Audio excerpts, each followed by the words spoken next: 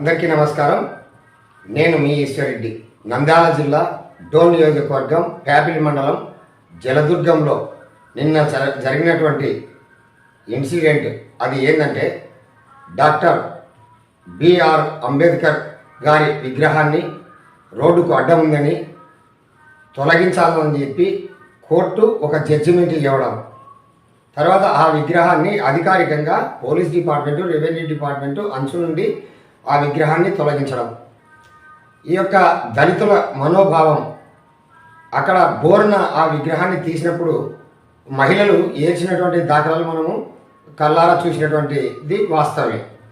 అయితే దీని గురించి ఒకటి చెప్పుకోవాల్సినటువంటి అంశం ఏంటంటే, అగ్రకులాలకు సంబంధించినటువంటి నేతల యొక్క విగ్రహాలు ఒక చిన్న ఏదన్నా కానీ ఒక బెత్తడి ప్లేస్ జరిపి పెట్టాలంటే కూడా అది అవసరం ఉంటుంటే హైకోర్టు, సుప్రీంకోర్టు, అవసరం ఉంటే పివి కౌన్సిల్ దగ్గర కూడా పోయేటువంటి ఇది వాళ్ళలోనే ఉంది, కలుగుతూ ఉంది. మళ్ళీ అదే రాజ్యాంగ ముసాయిదా కమిటీ చైర్మన్, భారత రాజ్యాంగ నిర్మాత డాక్టర్ బిఆర్ అంబేద్కర్ గారి విగ్రహాన్ని తొలగిస్తున్నప్పుడు ఈ ఉత్సాహం ఎందుకు చూపలేదు ఈ అగ్రవర్ణాలు? అంటే అంబేద్కర్ అంటే కూడా వీరికి పెద్ద ఒక దళిత నేత అనేటువంటిది. అంటే ఒక రాజ్యాంగాన్ని రాసినటువంటి బాబాసాహెబ్ అంబేద్కర్ గారి విగ్రహము ఆ రాజ్యాంగం రాసినటువంటి రాజ్యాంగ నేత విగ్రహము, రాజ్యాంగం మనం చదువుకుంటున్నాం, అన్ని చదువుకుంటున్నాం, అయినా కూడా ఇంకా కూడా వివక్షత పోవడం లేదు. అంటే దీనికి ఇంకోటి ఏం చెప్తారంటే, కోర్టు జడ్జిమెంట్ ఇచ్చింది కాబట్టి ఆ కోర్టు ప్రకారమే తొలగించడం అనేటువంటిది. వీరు అగ్రవర్ణాలకు సంబంధించినటువంటి వాళ్ళు ఎవరైతే ఉన్నారో వారు అవసరం అనుకుంటే తొలగించకూడదు అనుకున్నప్పుడు రెవెన్యూ డిపార్ట్మెంట్ ఇక్కడ ఏమీ అడ్డం లేదు అని చెప్పేసి ఒక నివేదిక ఇప్పించవచ్చు కదా. ఇక్కడ అడ్డం ఉందని నివేదిక ఇప్పించేది వాళ్ళే, తొలగించనీక లోపల కుట్ర పండేది వాళ్ళే. కారణం ఏంటంటే ఎక్కడ 2 ఓట్లు పోతాయి. ఒకటి ముక్కుసూటిగా క్వశ్చన్ వేస్తున్నాను. ఈరోజు డోన్కు ప్రాతినిధ్యం వహిస్తున్నటువంటి నేతలు 3, అధికార పార్టీలో 2 నేతలు, కోట్ల జయసూర్యప్రకాష్ రెడ్డి ఒకరైతే, సీడ్స్ చైర్మన్ ధర్మాన సుబ్బారెడ్డి గారు 2 అవుతారు. తర్వాత వైఎస్ఆర్సీపీ నుండి ప్రతిపక్ష మాజీ మంత్రి బుగ్గన రాజేంద్రనాథ్ రెడ్డి గారు. మళ్ళీ కనీసము ఈ అధికార పార్టీలో ఈ విగ్రహం తొలగిస్తున్నారు కదా అని చెప్పేసి ఈ యొక్క మళ్ళా వైఎస్ఆర్సీపీ పార్టీ నాయకులు ఎందుకు అడ్డుకోలేకపోయినారు? అంటే వీరు ఏ విషయంలో ఉన్నా కానీ, నువ్వు ఆ పార్టీలో ఉన్నా, నేను ఈ పార్టీలో ఉన్నా, మనమంతా ఒకటే అనేటువంటిది ఈ యొక్క జలదుర్గంకి సంబంధించినటువంటి ఏదైతే అంబేద్కర్ గారి విగ్రహం ఉందో ఆ తొలగించడం విషయంలో వీరి యొక్క నైజం, వీరి యొక్క బుద్ధి బయటపడుతుంది అని చెప్పి చెప్పక తప్పదు.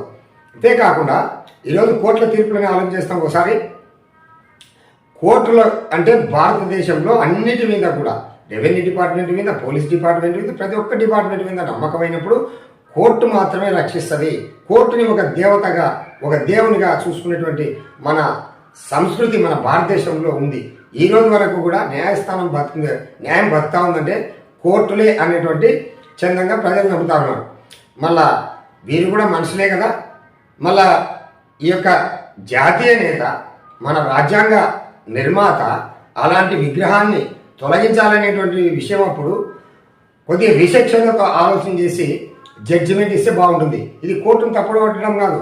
కోర్టు రేపు భవిష్యత్తులో కోర్టులను కూడా తప్పు పట్టే పరిస్థితి వస్తుంది. ఎందుకంటే వీరు కూడా మనుషులే కదా అని అన్నాను కదా నేను. మళ్ళీ సుప్రీంకోర్టు జడ్జి ఇంట్లో నోట్ల కట్టలు ఎక్కడి నుండి వచ్చినాయి అంటే ఒకరు చేసే దానివల్ల అందరు జడ్జిల మీద కూడా ఇన్ఫెక్ట్ పడే పరిస్థితి.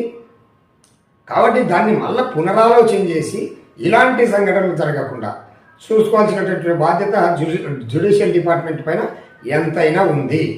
ఇప్పుడు ఏమన్నా మాట్లాడితే కింద చట్టాన్ని వ్యతిరేకించి మాట్లాడతారు. చట్టాన్ని అసలు ఆ రెవెన్యూ డిపార్ట్మెంటు ఎప్పుడో 3-4 సంవత్సరాల నుండి పెట్టినటువంటి విగ్రహం దాని మీద ఒడేమని ఎవరో ఒకరిద్దరు వ్యక్తులు కోర్టు పోతే ఆ కోర్టు వాళ్ళదే కరెక్ట్ అని చెప్పేసి ఈ రెవెన్యూ డిపార్ట్మెంట్ నివేదిక ఇస్తారు. రెవెన్యూ డిపార్ట్మెంట్ నివేదిక ఇవ్వకుండా లేకుంటే అధికార పార్టీలో ఉన్నటువంటి కోట్ల జయసూర్యప్రకాష్ రెడ్డి గారు అడ్డుపడవచ్చు కదా. ఎందుకు అడ్డుపడాలంటే విగ్రహం మాకేం అవసరం అంటే అదే నడి రోడ్లో వీళ్ళకి సంబంధించినటువంటి విగ్రహాలు డోర్లో ఉన్నాయి కదా. మళ్ళీ నడి రోడ్లోనే కదా, పక్కకి ఏమి సైడ్ పెట్టుకోలేదు కదా, పెట్టుకోవచ్చు కదా మళ్ళా అని చెప్పి డోను ప్రాంతానికి సంబంధించినటువంటి దళిత నేతలు ప్రశ్నిస్తూ ఉన్నారు. ఇది మనం ప్రశ్నించేది కాదు. అంతేకాకుండా ఇప్పటికైనా కూడా ఎస్సీ ఎస్టీ బీసీ సంఘాలు, బీసీ నాయకులు, ఎస్సీ దళిత సంఘాల నాయకులు, ఎస్టీ నాయకులు ఇప్పటికైనా మీరు పునరాలోచన చేయాలి. తర్వాత నిన్న దండు వీరయ్య గారు మాట్లాడుతూ ఏమంటారు, రేపు రాబోయే ఎలక్షన్లో బుద్ధి చెప్తూ ఉంటారు. వీళ్ళకి బుద్ధి చెప్తే అవతల లేదు కూడా ఇతనే కదా, ఇదే సామాజిక వర్గానికి సంబంధించినటువంటి వ్యక్తే కదా, ఎవరికి బుద్ధి చెప్తారు? ఇప్పుడు కొత్త సీజన్లో పాత సారాయి కదా. కాబట్టి మీరు దళిత సంఘాలు కానీ, బీసీ సంఘాలు కానీ, ఎస్టీ ఎస్సీ సంఘాలు, ఈ సంఘాలన్నీ కూడా ఏదైనా కానీ మీ ఏదైతే ఈ బీసీ ఎస్సీ ఎస్టీ సంఘాలు ఉన్నాయో వీళ్ళలో ఎవరైతే ఇండిపెండెంట్గా పోటీ చేసినా కానీ వారికి ఓట్లేసి వీళ్లకు అప్పుడు బుద్ధి చెప్పేటువంటి వాళ్ళు అవుతారు తప్ప ఇక్కడ బుద్ధి చెప్తామంటే అక్కడ బుద్ధి మళ్ళీ ఇక్కడ, ఇది కామన్. కాబట్టి ఇప్పటికైనా కూడా దళిత నేతలు కానీ భారత రాజ్యాంగ నిర్మాత అంబేద్కర్ గారికి జరిగినటువంటి అవమానం మరల జరగకుండా చూసుకోవాల్సినటువంటి బాధ్యత ఎస్సీ ఎస్టీ బీసీ సంఘాలపై ఉందని చెప్పేసి ఈ ప్రాంత ప్రజలు అంటున్నారు. చూస్తూనే ఉండండి PM9.